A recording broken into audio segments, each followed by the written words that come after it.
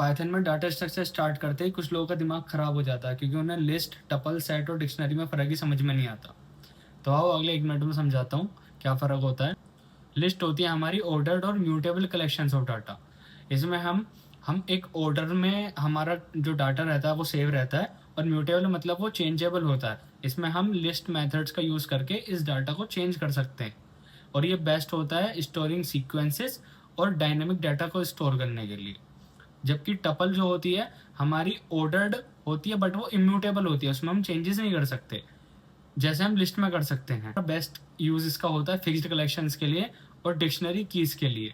और सेट हमारा होता है अनऑर्डर्ड। इसमें टपल और लिस्ट की तरह ऑर्डर नहीं होता, इसमें इंडेक्सिंग नहीं होती।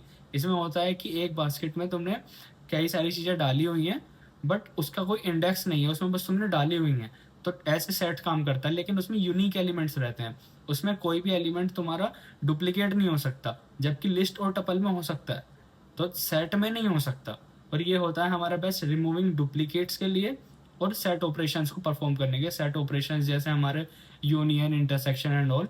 और डिक्शनरी जो होती है हमारी, वो की वैल्यू पेयर्स में डाटा सेव करा जाता है। जैसे नेम जतिन, एज 20, ऐसे सेव करा जाता है।